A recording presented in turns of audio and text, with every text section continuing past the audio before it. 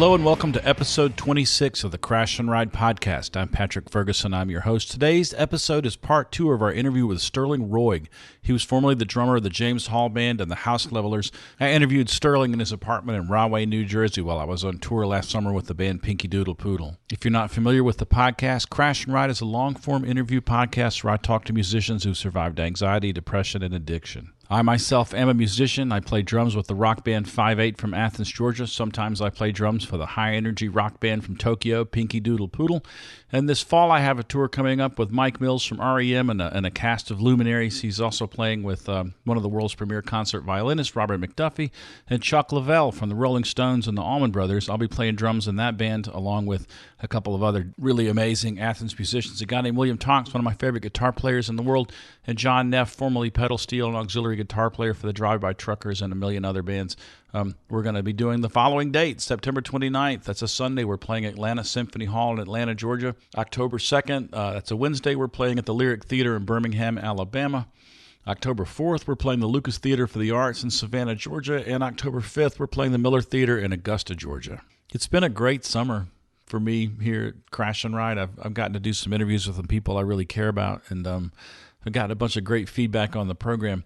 If you want to support Crash and Ride, you can go to our Patreon page at patreon.com/Crash and Ride. Patreon.com is a site that allows you to directly support art and podcasts and stuff that you really believe in. I've got a $5 and $10 subscription level if you want to jump in and help out. I give away most of my content, all of my content for free, in the hopes that we can help people. So if you want to throw me a couple of bucks, it would really go a long way towards making sure I get to continue to do this. Crash and Ride is also supported by a couple of commercial sponsors. Crash and Ride is brought to you in part by Greer Amplification. Greer Amps builds the best boutique effects pedals available. If you're looking for an overdrive, boost, fuzz, compressor, or tremolo that is rugged, road-tested, and at home on stage, in the studio, or in your living room, Greer has a pedal for you. Nick and his staff strive to build the best products around with the best tone you've ever heard. They believe in their products and they stand behind them too, backing each one up with a lifetime warranty to the original owner. Each Greer Amps product is hand-built in Athens, Georgia, USA. Go to www.greeramps.com or visit your favorite music retailer today. I drop by Nick's shop, maybe once every 2 or 3 weeks and stick my head in, and there's 4 or 5 guys in there with soldering irons just working away, piling up pedals, and it's a beautiful thing. They make amps too, and man, Greer, they do good work, and it's musicians. It's guys like you and me sitting there soldering and making the tools to make your art better. So if you're thinking about upgrading your fuzz or your compressor or your distortion pedal, they've even got a pretty cool delay pedal called the Black Tiger. Check out Nick's stuff. There's plenty of product demos online, and they've probably got some at your local music store you can plug your guitar into and have a listen. Also, Crash and Ride is brought to you in part by Jittery Joe's, a local coffee roaster based in Athens, Georgia. They've got an espresso blend named after the podcast. You can get Crash and Ride espresso in cans at most of their retail locations, or you can get it in drinks at Hendershot's Coffee, a musician-owned coffee shop here in Athens, Georgia. Hendershot's is run by a guy named Seth Hendershot, who's a drummer and a great musician and just a lovely, lovely man, just a really good guy. I highly suggest getting by Hendershot's anytime you can, but especially there's going to be a live Crash and Ride episode in the next month or so. At Hendershot's, I'm going to interview Bob Sleppy, who's the director of Nucci Space. That's a local nonprofit in Athens, Georgia that does referrals for musicians in mental health crises. You can actually get subsidized mental health care. If you go in there and get a referral, just fill out a form, introduce yourself, and they'll find you a therapist to talk to. Nucci Space has helped a lot of people, including me and some people that are very close to me. It was like $10 a session. I got to see a therapist after getting a referral from Nucci Space. Nucci Space also has practice spaces, a coffee bar. They sponsor the girls and boys rock camps. Every summer they have a recording studio where they teach young musicians to be recording engineers. Nucci Space is an unvarnished good thing in the Athens, Georgia music scene, and I highly suggest you support them if you can. There's a million small ways you can support them. You can book time in their rehearsal studio. You can go by there and check out the used gear they have for sale. All that stuff was donated and then repaired or just cleaned up, and it's being sold to help raise money for Nucci Space. If you're one of those people who's fortunate enough that you have some tax liability you have to offset, you can make a tax-deductible donation to Nucci Space, and you can give it to them instead of giving it straight to the government. You go to nuci.org, that's nucci.org, or you can call them at 706-2 706-227-1515. That's 706-227-1515. Tell the nice person who answers the phone that you want to make a donation to Nuji Space, and they'll figure out a way to make it happen. Speaking of nonprofits that I support, you can call the National Suicide Prevention Lifeline if you're struggling with thoughts of self-harm. If you're thinking you might hurt yourself, you can call them at 1-800-273-8255. It's 24/7. It's free. It's confidential. They have trained volunteers to talk you through your crisis. 1-800-273-8255, or go to suicidepreventionlifeline.org. If you're a trans person and you're struggling with anxiety, depression, or dysphoria, and you want a peer to talk to, you can call the Trans Lifeline's peer support line at 1-877-565-8860, or go to translifeline.org. Okay, today's interview is part 2 of our interview with Sterling Roig. The reason it was broken into 2 parts is when I sat down to talk to Sterling, we hadn't seen each other in 20 years, and we talked for 4.5 hours. It was kind of amazing. In the first half, if you haven't listened to last week's episode, we talked about his early life, his first couple of bands, eventually joining the James Hall Band, getting fired from the James Hall Band, getting rehired by the James Hall Band, doing a couple of national tours and a European tour, and then getting fired from the James Hall Band again. And that's where we pick up this week. There's about 15 or 20 minutes I took out of the interview where he talked about sort of stumbling ass first into being marketing director for the New Orleans soccer team. That ended up not working out for him or the team because they just really, summertime is miserable in New Orleans, and having a soccer team that played outdoors was just kind of rough on everybody. The team eventually folded, and Sterling kind of pitched headfirst into a deep depression, and that's where we pick up. This episode, we talk about his experience at 9/11 and his life since then, and it's a pretty intense ride. So yeah, the whole conversation was, like I said, 4.5 hours, but I took a lot of just really personal stuff out, and stuff that was maybe identifying details for people who were involved in Sterling's life who didn't really consent to be put on a podcast. So I left a lot of really important details in, though, and I think this is a really good talk, and I'm really proud of it. So I guess let's jump into part 2 of our interview with Sterling Roig.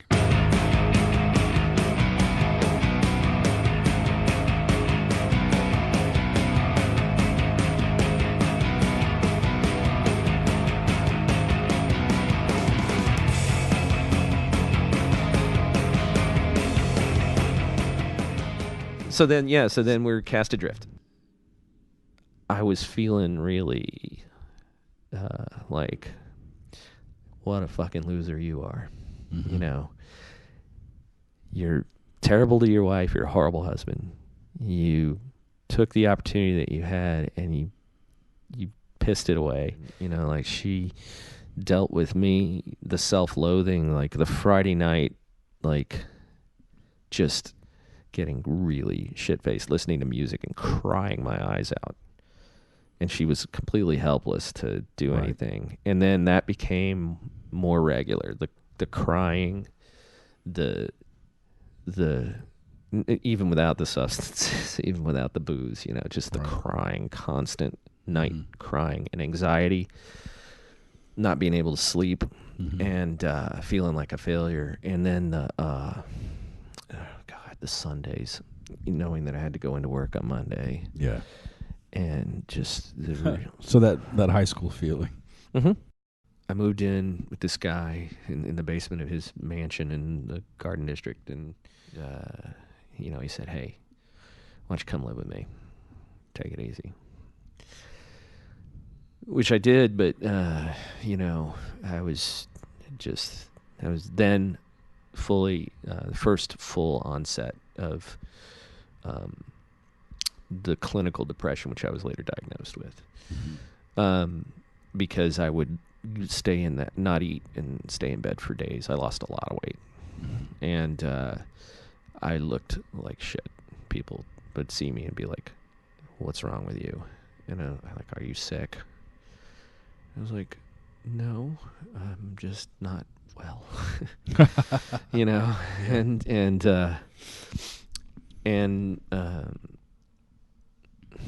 it was, but then I was like, okay, well, I realized at that point that I'd been putting off a lot of, like, my heart and soul had been putting off a lot of this recognition because I was busy doing other things.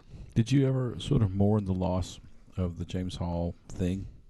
I was mourning it every day, and then I was mourning the James Hall thing and the soccer team, and then I was mourning the James Hall thing, the soccer team, and my marriage, and then I was mourning the James Hall thing, the soccer thing, my marriage, the house levelers, and then I was like, why do I fuck up everything that I do? Oh, well, I know why, because I'm just average, and average is just fine, but not for me. Right. And so,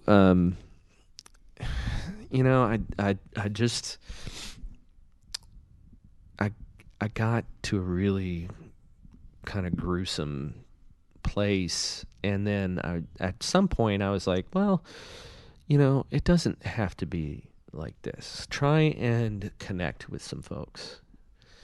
So I started kind of going out with some friends and trying to, but I was just kind of like this. And then I fell into a romance with a woman, a femme fatale, and I started working in fine dining, like waiting tables, and that was rough too because I was getting recognized. Right. And they're like, "What are you doing here? What would you like? Cocktail, glass of wine, aperitif? Mm-hmm. What do you do? Who are you playing with? Wow, I didn't expect to see you here." And it's like, oh man, I couldn't even enjoy the nobility of service. Right.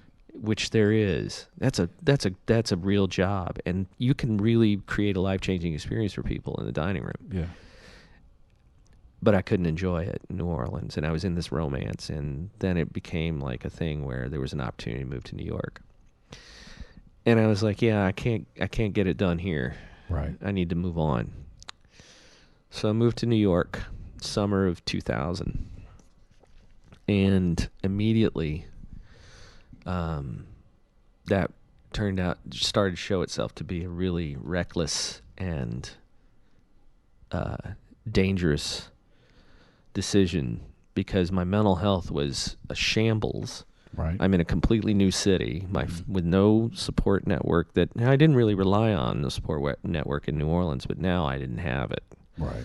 So it's a different thing to have it and not, or to have it and not use it, and then to need it and not have it. Those are different things. Right. And I was in New York, and I was cast adrift. And the self-harm really started. Escalated. And I became a little more brazen about it. I wanted her to know.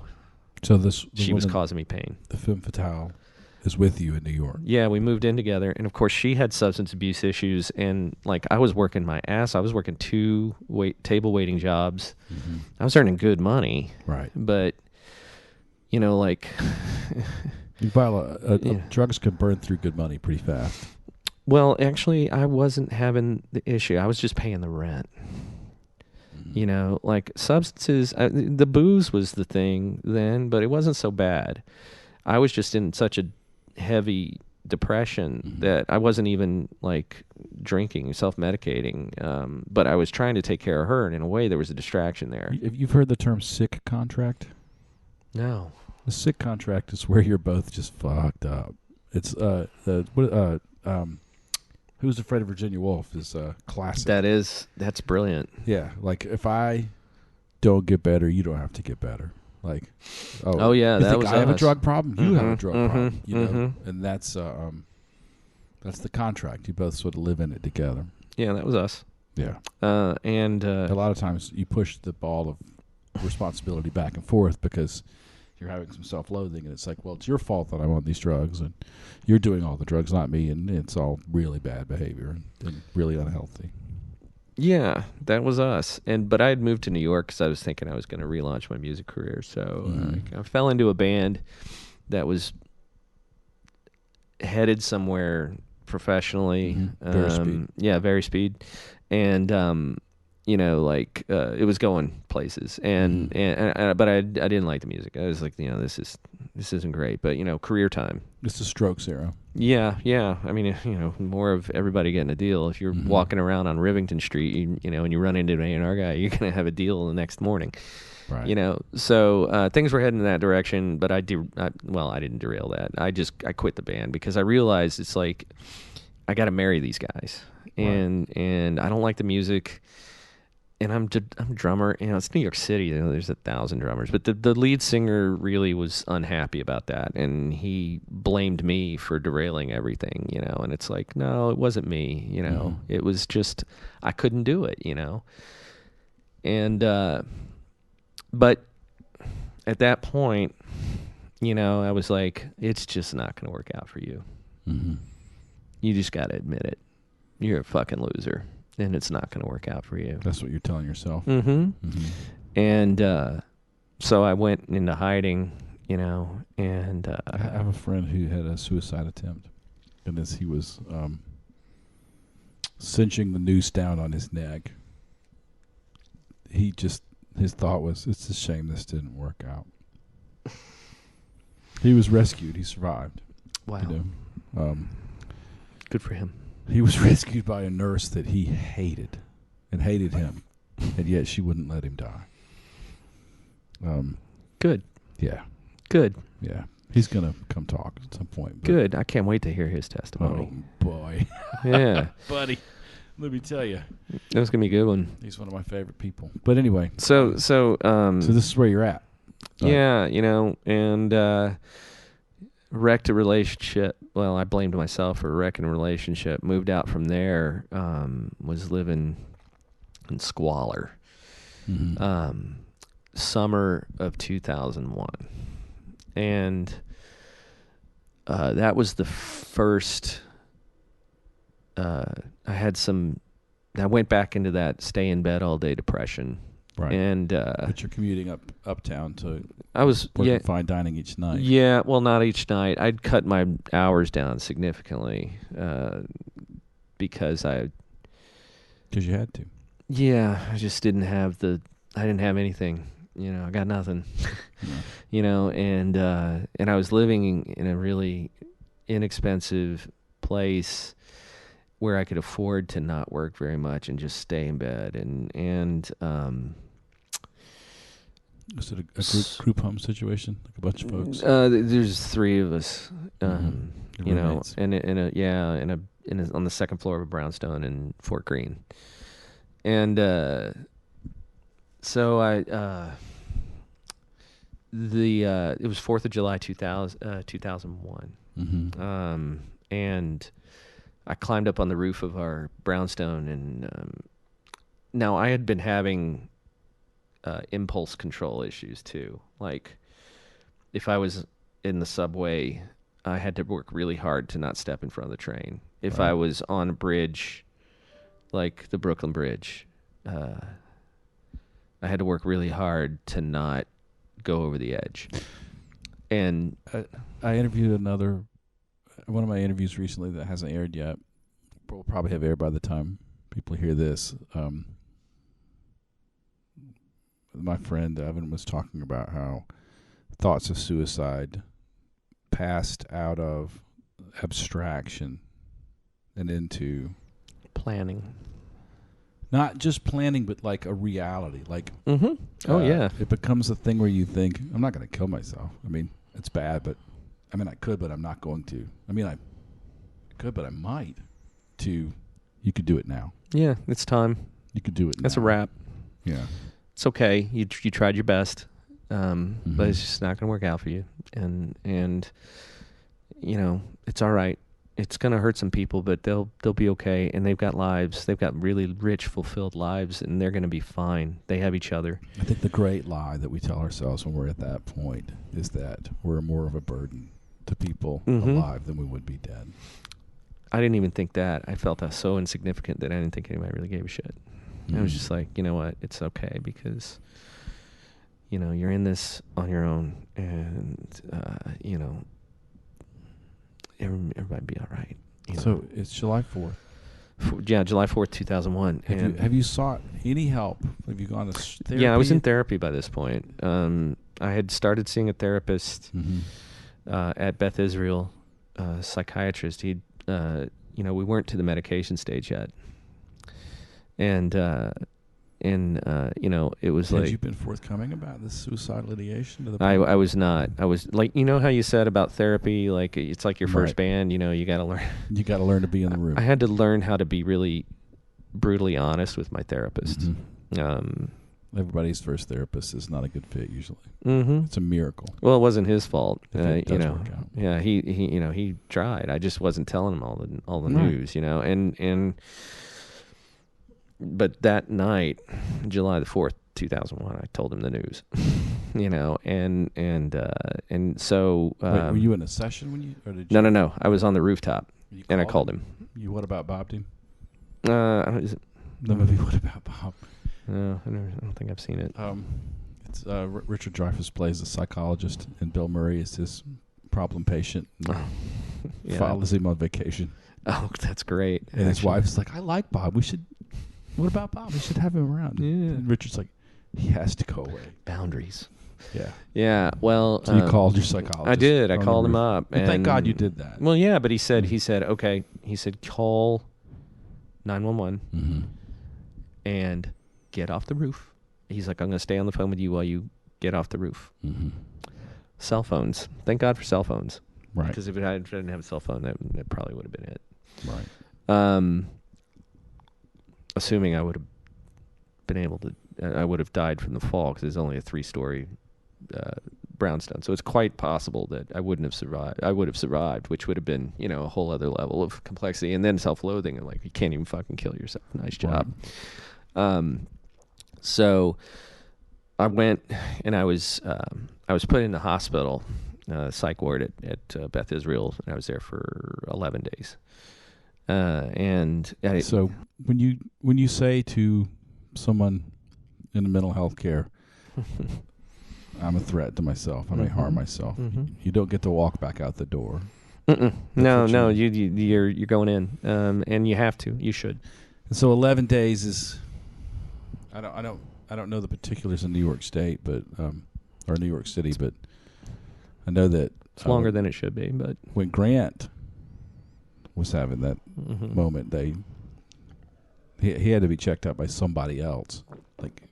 Right. I was discharged after 11 days because, I learned pretty quickly. Like I spent the first 3 days. See, one of the things about these hospitalizations is that depending on the situation, you can end up on the floor with some pretty scary fuckers and people detoxing.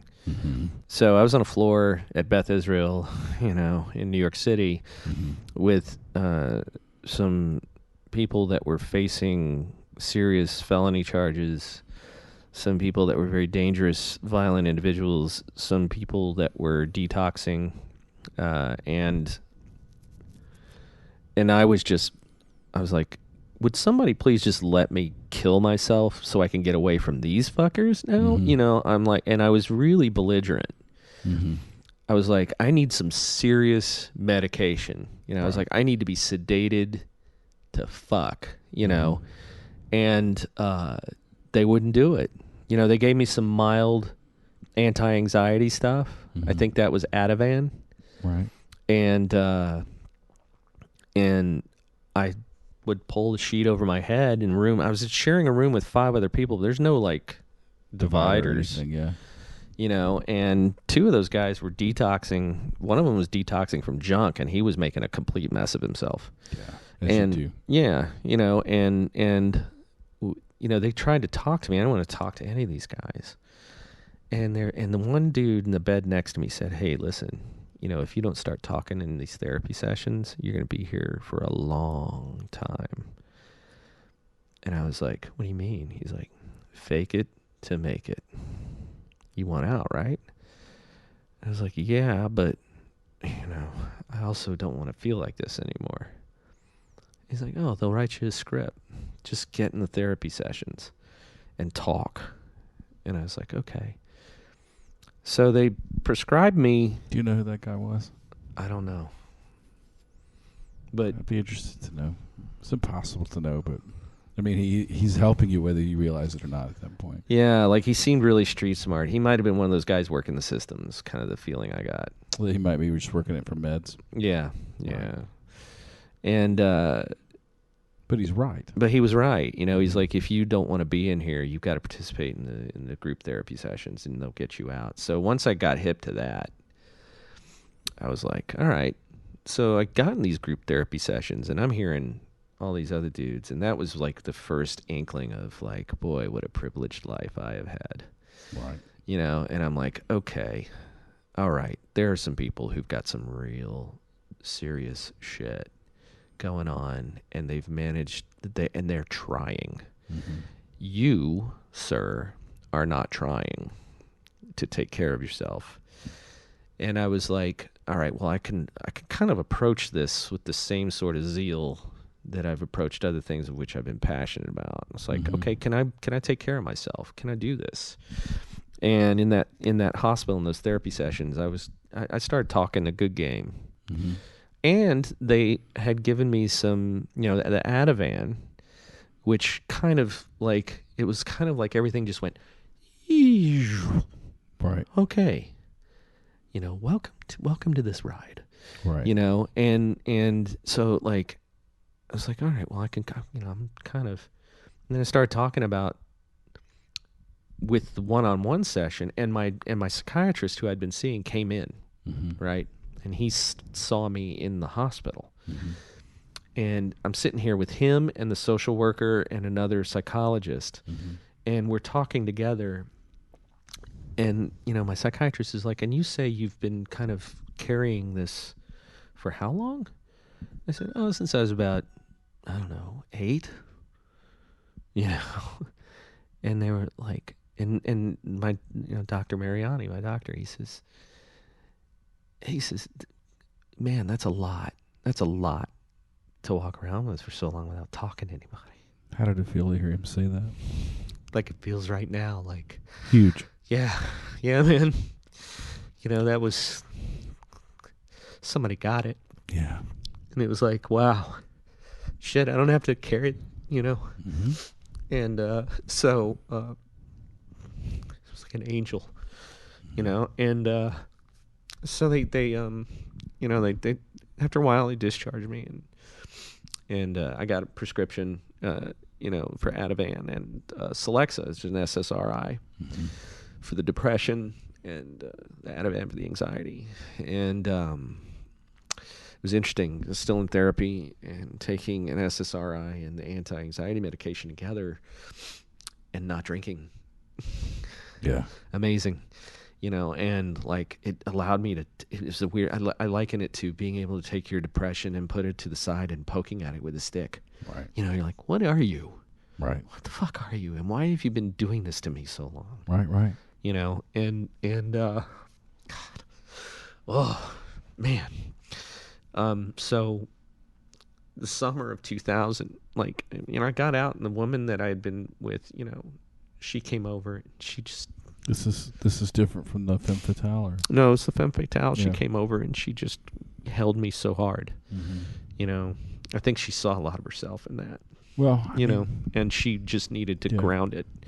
And I told her, I was like, you know, I can't take care of you. I can barely take care of myself, so please let me go. You know, let me. That was hard to do, but I did it. And then 9/11 hit.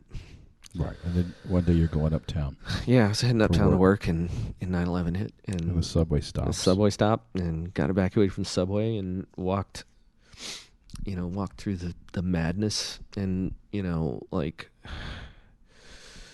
I haven't ever dealt with 9/11.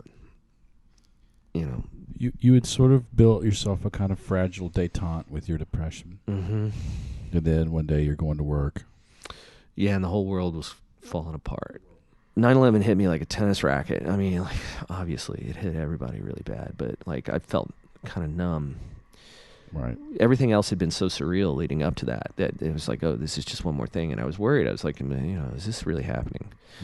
Am I hallucinating this? Because if I'm hallucinating this, now we're really fucked. We are boldly going where no man has gone before. Right. You know, and but I kind of I was like, no, this is happening. Well, you had the dust on you. Yeah, I had Yeah. dust, and I was walking back, and you're hearing everybody was just wildest rumors. Well, as Yeah. people are trying to cope with a reality that they've never been in before. Yeah, and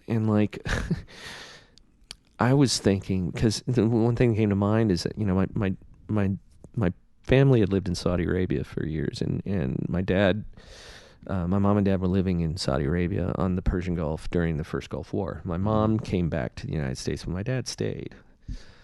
And my dad had always had a mustache, growing up, and he had to shave it so that his gas mask would fit when he's living there, which is, it's just ridiculous thing to think about. And when I was walking back home, it occurred to me, I was like, if there were chemical weapons on board, Right. this entire city's going to be a morgue. Right. And it was around that point that, I was walking by Long Island University Hospital, or whatever hospital's down there at Flatbush and Myrtle. And a woman was outside, and she saw me, and I've been wiping the dust off as best I could, but it was obvious that I'd been down there. And she's like, "Do you need help?" And I was like, "No, I'm fine. I just need to get home," And I've never. It's the weirdest thing. I've never. I can intellectualize everything that happened, and how I remember being scared, but I feel like my mind took care of me and put me in shock, so that I couldn't take in what was really happening. And I still to this day feel like my mind has protected me from what happened, and the fear. It's like you felt it and forgot it, or maybe I just processed it and let it go. I don't know. But I've had people close to me tell me that over the years, my personality has changed when it comes to that issue, and I've gotten more angry and more aggressive. And people think, my mom has said, she's like, "I think you have PTSD and you haven't dealt with it." Yeah. Because now when people bring it up, my answer is, unless you were there, shut the fuck up. Because you're just using it to wrap yourself in the flag and get all happy in Old Glory. Well, there's been a lot of reprehensible demagoguery about that event. I mean, no doubt about it. I mean, just ask America's mayor. That fucking guy. Anyway, so, and I've gotten more aggressive about it over the years. But in therapy, it's not a non-standard PTSD response, by the way. That's what I've heard. And my therapist has said, she's like, when you're, maybe now, I don't know if it's a coincidence, but my second hospitalization was on 9/11, 2011, the 10th anniversary. That was my second attempt. Got closer. Suicide attempt. Yeah. And, I was in the hospital for 2 weeks at that point for that one. But, it was the 10th anniversary, and the doctors were saying, "Is this related to 9/11?" I was like, "No." No. What? We survived 9/11. Thousands of people died, but we survived. Stupid response. But, I had another therapist after Dr. Mariana, is Dr. Sugarman, who passed away. Dr. Sugarman said, he's like, you're gonna get to that at some point. I had, after the summer, I had gotten my sommelier certification, which is one of these weird abilities that I have. Is in spite of all the shit that goes on, if you give me something academic to do, that involves studying, right, I'll fucking knock it out of the park. You learned that pattern early. Yeah, right. And the flags. And yeah, exactly. And right. and with the sommelier thing, I thought I got the bug for wine, when I was working in fine dining in New Orleans. And it was funny because my first ex-wife, Jennifer, who we mentioned before, she was huge into wine. I used to laugh at it. I was like, oh, that's some pretentious snobby shit, you Cork know. dorks. Yeah, the cork dork thing. Yeah, and I was like, that's bullshit, you know. I was a beer and whiskey guy, you know. And then, you know, when I was working in fine dining, I went 180, you know. I was just like, then it was just, I couldn't be pretentious enough for me, you know. And I got real deep into it, and I got my sommelier certification, and I started working in restaurants in New York, and I got into a regular pattern of therapy, and I was really starting to get it together, you know. I was turning it around. And then I met my second ex-wife, Elise, July 4th, 2002. And we were set up on a blind date. And I don't, you know, like, I wasn't ready to meet someone special like that, but I fucking fell in love, man. Like, desperately in love. And she had a daughter, you know, a toddler daughter, was a year and a half old, and I fell desperately in love with that child, and As as we do, you know, Yeah. and you know, for the next few years, I was building my life, right, and so after a while, I stopped going to therapy. Mm-hmm. But I had this new relationship and this little girl and this new career that was taking off. You know, I was getting into the right places with wine. Right. You know, All these things are unrelated to music and your depression. Oh yeah, because you know, after Varispeed, you know, when I had made that decision, it's like, it's just not going to work out for you, man. Right. It's done. Music's over. And you stopped playing. I stopped playing, and we'll get to the anxiety with the performing again, and you know, because it comes up very soon. I'm rebuilding my life with this new woman and my new career, and I'm people are starting to pay attention to me again, you know, and I'm getting the right offers and the right moves and making the right moves and having these experiences in a restaurant that are a lot like performance, where there's an immediate gratification, where you really make somebody happy in the instant, and you can create those life-changing moments, those moments that people remember the rest of their lives, and that's happening. And it's like, oh, this is a purpose. And, you know, like, Elise and I ended up, Elise is my second wife. We ended up getting married, and, you know, like, I adopted her daughter, Sky. And when we move in together, you know, I've got my drum kit all packed up. We bought a house, and we had a basement, and I could set up my kit. And I set it up to play for my daughter, and I sat down to play, and it was just, I was overwhelmed with panic and terror. And like, I'm like, what the hell is happening to me? Like, this is my lifeblood. This is who I am, you know. Right. And I can't do this. And I'm like, what was your, do you have a specific, was it just a generalized fear? Was there something you were afraid of revealing? Or I have no idea.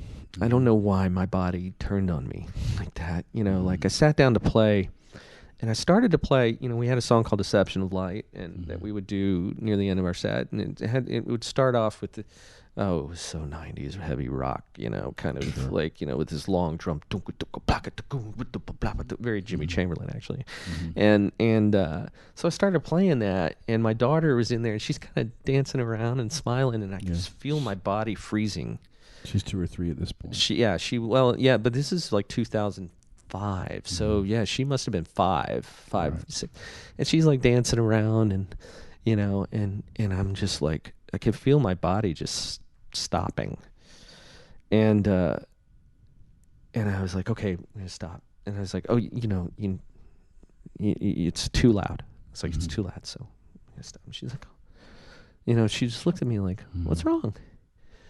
And I was like, this is too loud, you know. Ugh. And so walked her out, and I didn't tell Elise, you know. I just walked her out, and then my drum kit stayed set up, and like I was, that can't, that was just something strange. Maybe sit down to play again, and I could play less and less, and it hurt to play. It hurt, my body hurt, like my elbows, my tendons, Right. and so eventually I stopped. I was just like, I'm just gonna put that away, and I stopped completely. And I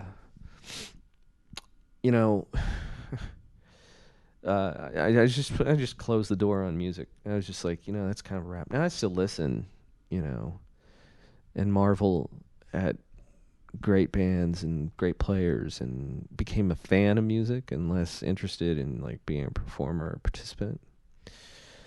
Cut myself off from it, and You what? I cut myself off cut from yourself? it. And well, I'm not making a joke here, but that's really interesting. yeah. I mean, this is sort of the denial of music is a way of injuring yourself. Fucking A, man, I never thought of that. You're taking away something that's really important to you. Yeah, because I don't deserve it. You do, man. Well, yeah, we know that intellectually, but in your soul, it just doesn't feel like it, and yeah, I guess I was self-harming. I mean, like, Yeah, man. well, my marriage dissolved not long after that because my mental health crept up, my depression crept up again. I'd stopped taking medication, I'd stopped regular therapy. And you stopped playing music. I stopped playing music, and then, I had gotten involved in I was working for the company I work for now with an amazing CEO who's been very patient and indulgent of my issues over the years. And I began to really struggle in 2008, 2009. And I was doing some consulting. My son was born in 2008. So that my ex Elise could be a stay-at-home mom, I was taking on A lot of extra work. I was consulting for restaurants and bars, and that was actually good work. I got heavily involved with this one restaurant, and they actually partnered with me in a wine shop, which when the night before we opened the wine shop, I had a complete breakdown because I did not feel like it was going to be a success, and I was blaming myself. What evidence did you have to support that intuition? This feeling that Exhibit A is me. Right. That everything you touch. Right. Yeah. Everything I broken. touch that's meaningful and valuable that people put a lot of stuff into, I tend to fuck it up. Do you understand though that like bands don't work out and marriages don't work out, and like shit happens, man. Yeah, I know that now, and in therapy I've kind of started to come to terms with the inherent unfairness of things, and that it's not everything that breaks is because you broke it, Right. and I'm come to trying really hard right now to remember that, but when So you had a breakdown the night before. well, yeah, I mean, what happened after, I was hospitalized again, and that was September of 2011, 10th anniversary of 9/11. I ended up in the hospital again, and this time it was like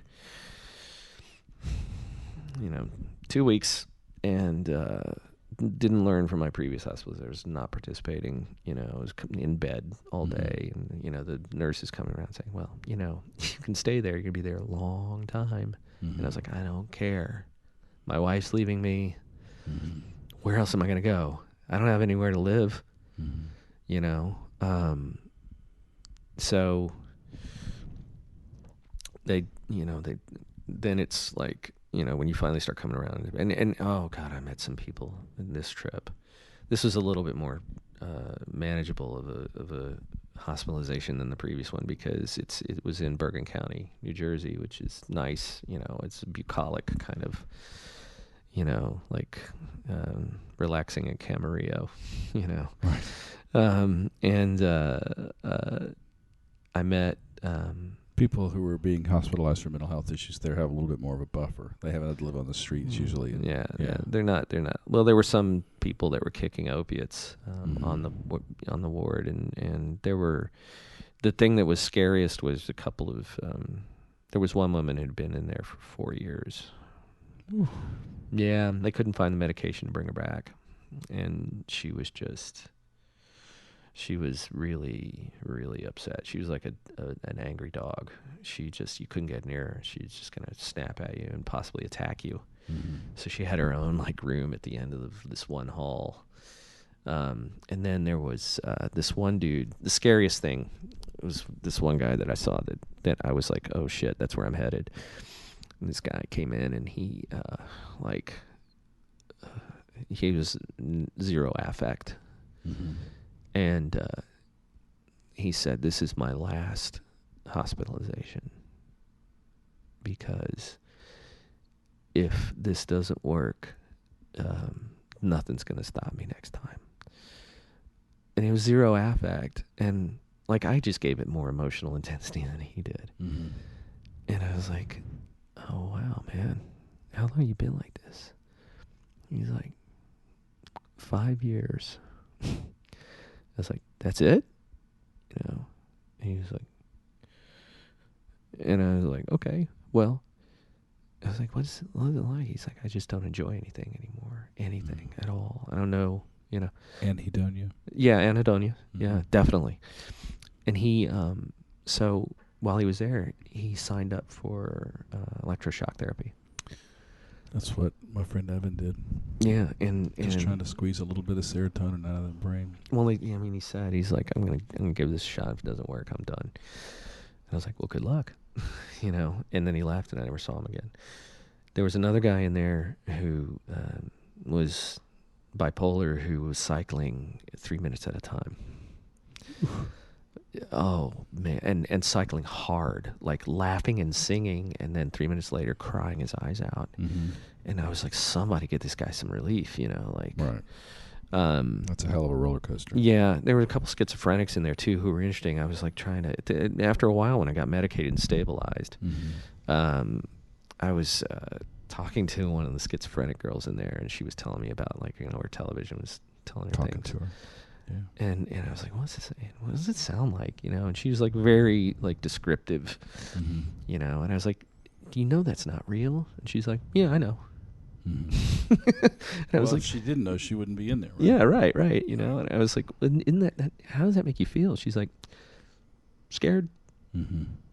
She's like, I don't know what the hell's going on, And when I got out of that, not long after that, I was asked to leave again. You need to leave. And so I was homeless. I moved into my office for about 4 months. Your consultancy office? The office for the company that I still work for. Oh, okay. We had an office in Hackensack, so I lived there. I slept under my desk for several months, 4 or 5 months. Just go to the gym to shower and stuff. I did.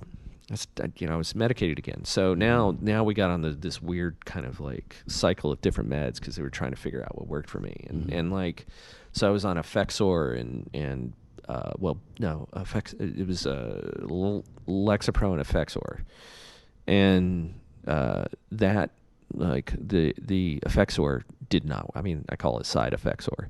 Mm-hmm. Like it just spun me out, like dry mouth, lethargy, inability to concentrate. And so they're like, okay, we'll get you off of that, and then it was, all right, well, maybe we'll try Effexor with another SSRI. I can't remember some of them. It's just like alphabet soup after a while. Yeah, no, I know. Yeah, and then they decided the Effexor really was a problem, so they removed the Effexor, and then the big K came in, Klonopin. Yeah. And the big K, like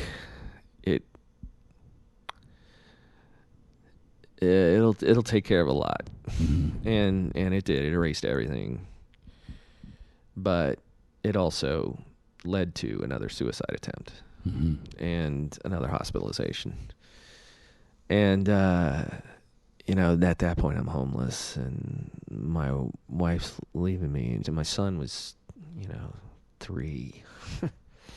My first time I saw my 3-year-old after the hospitalization, like running down a hill toward me. I was like thinking to myself, I can never let this happen again, because I can't stand the idea of not being around for him, and the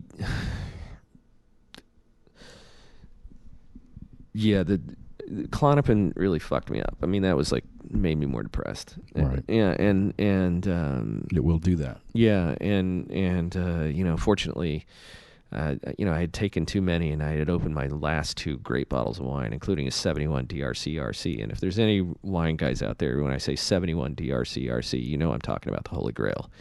Right. And you drank it. Yeah, I drank that. I drank a 70 Latache. Because I'm not a wine guy. What are we talking about dollar-wise here? Oh, shit. 71 RC in that era was around $13,000 a bottle. It's over $20,000 now.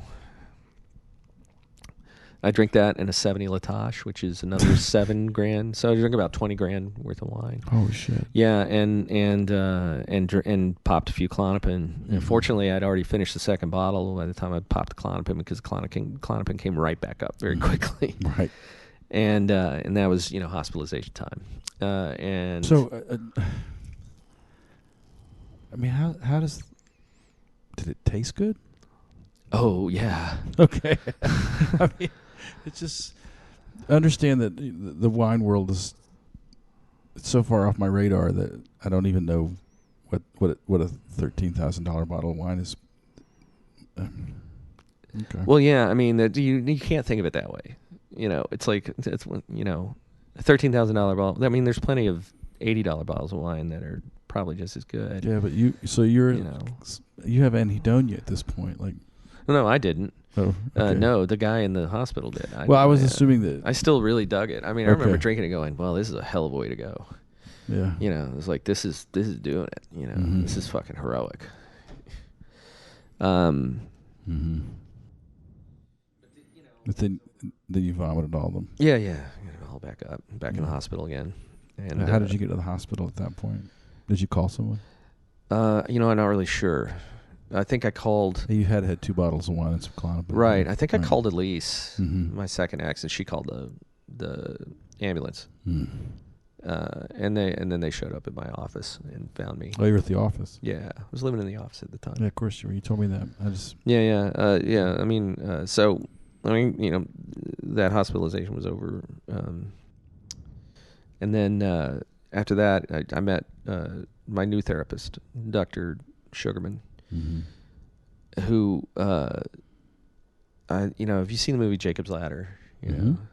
Like the chiropractor, the Danny Aiello character in that movie. This is what Dr. Sugarman was for me. Like, he just kind of cracked the code. Yeah, he just kind of like, so, how you doing today? I'm like, okay. It's like, better than yesterday, right? It's like, yeah, a little bit. It's like, what if you weren't feeling better than yesterday? It's like, I don't know. He's like, would that be so bad? Right. And he's like, think about it. He's just like, just be here right now with me. I have a friend who was sexually assaulted and was struggling in her recovery from that. And one day her therapist said to her, what if you were just sad for a while? Contextualizing your own sadness is an important thing. You've been shouldering the burden of your sadness since you were 8 years old. Yeah. And fighting it. I'm not supposed to be sad. Yeah, I'm supposed to be so much better than that. Right. I'm supposed to be extraordinary. Yeah. And the sadness thing is unacceptable. Yeah. Yeah, and then the self-loathing that comes with it. Something Right. you can't fight it, you know. But also the aloneness with it, right? Like the worst thing for me about being sad and having had, a pretty narcissistic parent relationship is that there wasn't anybody for me to go to say, can you just accept me? Oh, dude, that's it. Yeah. Yeah, that's really it because... And care for me. Yeah, And help me, Well, so with Dr. Sugarman, like, I got it together, and I got on some meds that were working, and I ended up off of, off the Klonopin, then it was back to Ativan, and then back to Effexor, which again didn't work, and then back to, then they prescribed me Neurontin, which is a nerve pain for anxiety. And Lexapro and Neurontin together brought it in, and Dr. Sugarman. And it came back to, it's like, God damn it, we're going to work on this, and it's going to be okay. You're going to be fine. You just got to remember that. Remember that everything that you're feeling is going to pass. And that was something I didn't get before. It's like, this is going to pass, But it's okay to feel it. It's okay to feel it, but let it pass. Acknowledge it. Be in it, and then let it go. Let it pass. You're okay. You're here with me. It's all right. Feel it. Pass. And the medication, again, it's like I can poke a stick to depression. What are you, and why are you doing this to me? It's been pushed back to the point of being an abstract otherness. Yeah, you can other it, and you can kind of isolate it, and then pick it apart and figure out what it works. And so I really started to pull it together, and I started playing soccer again, which was amazing. So, and I realized that, like, I could still play. I was shocked. I was still, like, I was having panic attacks, but I was learning how to deal with them. And I didn't, Dr. Sugarman taught me these amazing coping skills, like the whole thing about, acknowledging the present, but letting it pass, and breathing. Oh, the breathing. Oh my God, and then Dr. Sugarman passed away. And I stopped taking my meds. But in the current state of things today, I'm struggling, but I'm coping. And, the world feels like, my body feels like a giant bruise. Yeah. Yeah. And I feel like I'm getting kicked in the shins a little bit here and there. But the difference now is that, first of all, it's not going to, there's no thoughts of ending it. Right. No self-harm. Right. And, now. And you're open to you're open to reintroducing music to your life. Music. So I started taking piano lessons about a year ago, but I'm not so great about practicing like I was before because it's just the focusing on fighting back the depression and the anxiety. So when it's coming on you. And it's running at you, you got to let some things around you in the periphery go so that you can stay in the moment and stay focused and breathe and get through things. And that means that a lot of the time you don't have the energy for that's the daily practice is, okay, so I got to let go of some of the extraneous things like the music, I got to let go of the, some of the work that I do for food insecurity in the area, some of the charity work that I do, I got to let go of some of that stuff to make room for me. Right. Right now, in this moment, in this time. Let's jump into the questions. I think we're at that point. We still got another. I forgot about the questions. So, as you know, we finished these interviews with a series of questions. I'm up to 7 questions now. I want to be at 10 eventually, but I'll keep it brief. Yeah.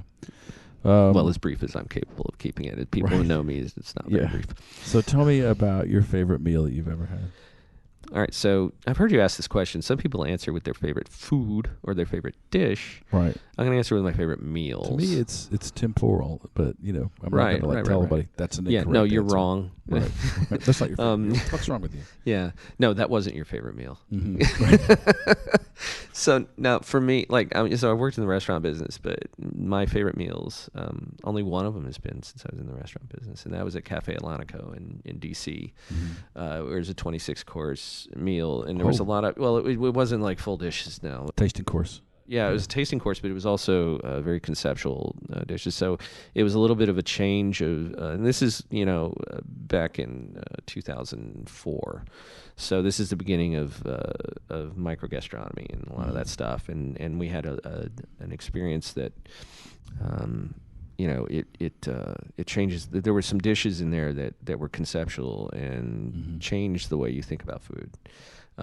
Where there was one where, like, for instance, there was a langoustine that was skewered on an eyedropper.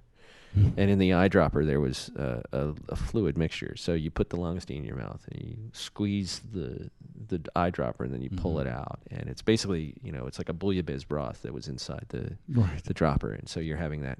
There was one that was, they took a cantaloupe and they cut it into these thin strips, and then they got the pan up on really high heat with some sort of simple syrup in the base, and super high heat. They seared the cantaloupe, right, in the super high heat simple syrup, so it caramelized the outside. Instantly, yeah. And so you bite it, and it's crunchy, but then it's liquefied on the inside because of the heat.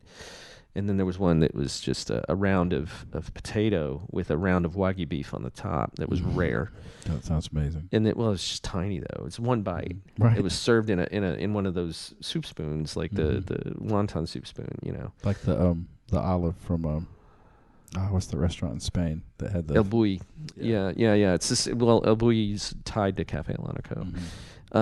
So you take there was a napkin that was on the side of the dish, and you take the spoon, you put it in your mouth, you get the Wagyu and the potato, and then you take the napkin and you put it over your nose, and you breathe in, and it's truffle oil. So you're getting the whole thing. Right, yeah. So like there's a lot of this conceptual food. Even the way they presented the check, they had they put an egg in front of you, and then they smash it with the check presenter. And inside the egg was the check. That's hilarious. Yeah. So everything was conceptual, high art. And who were you there with? I was there with. I should recognize James Endicott because he. I lived with him after I was homeless. After I moved out of my office, I moved in with him in Greenpoint and stayed there for several years. James has been a savior for me on many levels, many times. Yeah. So I was with him and this guy, Aaron Von Rock, who was the officiant at my second wedding with my current ex-wife, not my current ex. Right. This is very complicated, relationship tree. Apology. Well, I'm really good at weddings. I'm just shitty at marriages. Right. Like, I throw badass weddings. Yeah. You've probably seen a million good ones. Yeah. Yeah. So that's one of my favorite meals, but also I remember several meals with the guys, the band, like being on tour and just rocking it out. I'm sure there's other meals, but what is the time you've been braver than you ever thought you could be? Braver? Yeah. Fairly recently, actually. I was on a train coming back from the city late at night. And Path train?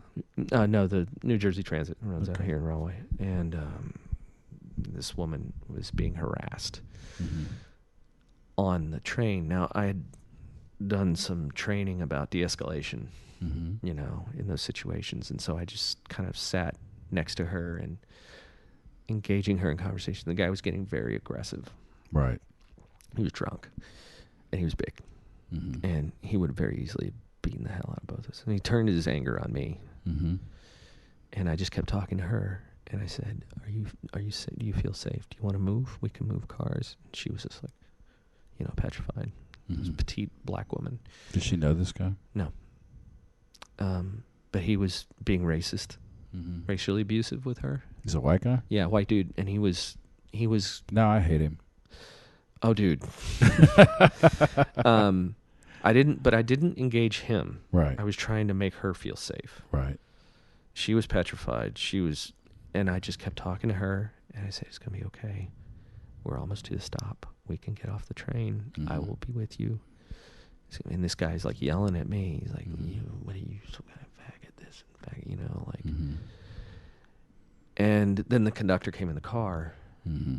and the guy just kind of walked away. And I didn't think I had it in me. Yeah, it was like, because it was the first time I had to use that de-escalation shit, and it's all about making her feel safe first, and that took all the energy from him. Like, he turned his anger on me, and then he ran out of bullets, basically, Right. and walked away. And I felt pretty damn proud when I did that. Yeah. Yeah. That's. I'm not a very brave person, so. But the things that you've lost, what do you regret the most? Yeah, I knew this question was coming. Mm-hmm. My relationship with my daughter. Yeah. Man, she gave my ex-wife. This is one of the byproducts of this whole situation with my second ex-wife, Mm-hmm. and her issues that she's had recently is that she and I are co-parenting again. Finally. Yeah. Yeah. Which has been strangely. I'm still not really trusting it all the way, but it's Mm-hmm. been really good. Yeah. And she told me the other night that my daughter, who's tough as nails, Mm-hmm.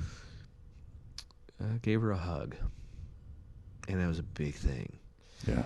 And I thought to myself, oh, what I wouldn't give for that. I want one of those hugs. Just so Yeah. bad, like, could feel it, Yeah.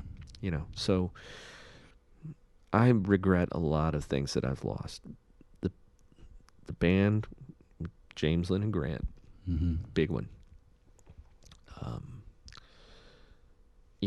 I didn't lose it. It was taken from me, but Mm-hmm. my records and my band memorabilia and my 62 Gretsch Champagne Sparkle drum kit, Mm-hmm. That's all gone. gone. Was put on the curb, Mm-hmm. as after the property settlement in my last divorce. Right.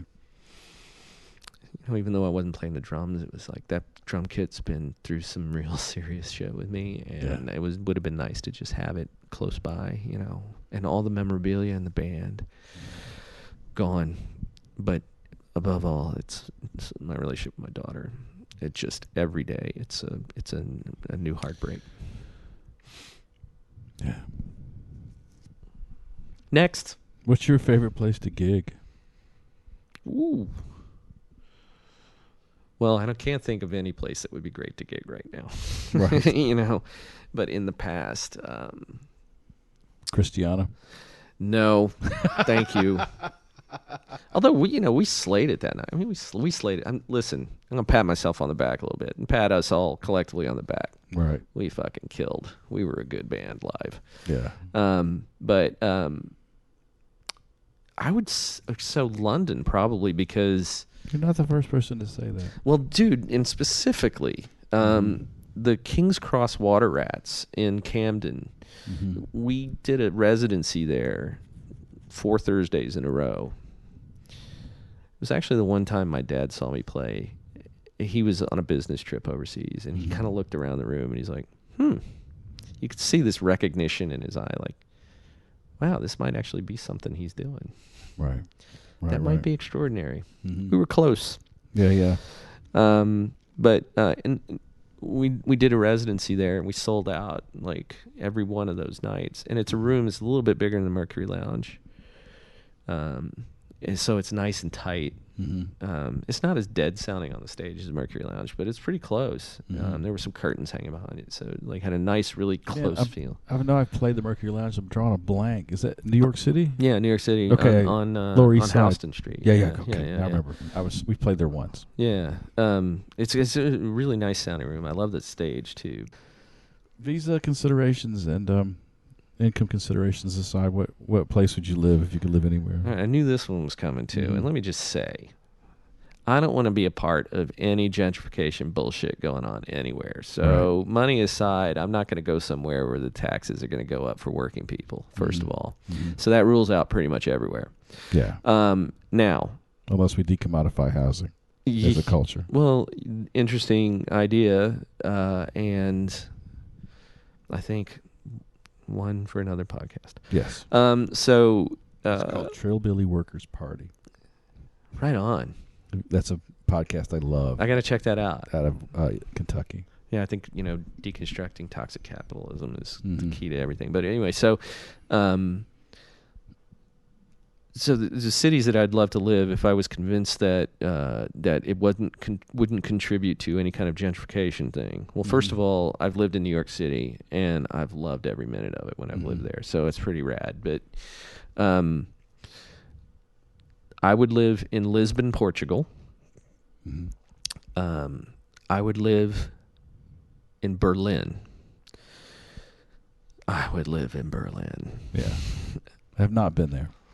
You've not been to Berlin? I've not. Dude, okay. What kind of man are you? No, okay. No, so a man who is not. I've not been I've been a couple of European tours, and I've played in Paris. I've played in. Well, strangely, Berlin's not a great. I mean, like I know not Lynn. A great gigging town. Well, Lynn, not a big college town. Not a big college town. No, Lynn's done a lot there, and he swears by it. But I don't remember. I don't think we ever played Berlin. But yeah, Berlin, Lisbon, and maybe Edinburgh, Scotland. Yeah, love those towns. I've never been to Edinburgh. Strangely. Yeah, it's a striking place. Here's a new question. All right. Tell me about a time you've received an act of kindness from a stranger. Well, every hospitalization. Yeah. Nurses. Yeah. Nurses, dude. They are. They could do so much less. They really could.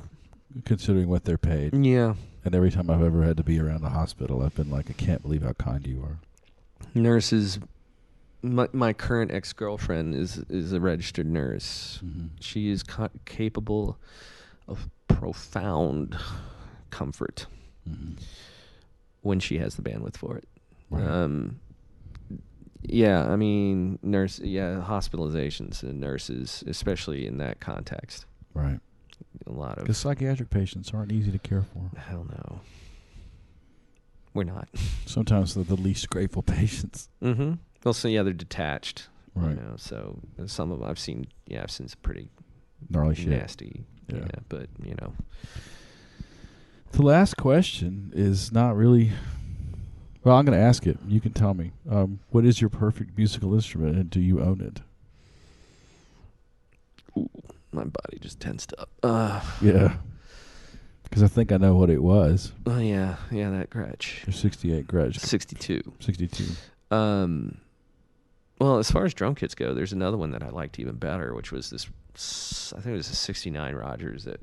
Hard to beat a Rogers, man. Yeah, dude. And at Studio 4 in Philly, where we recorded Pleasure Club record, like that's on a good part of that record. Like some of the sizes? tighter stuff. Well, yeah, the snare was 14. Sure.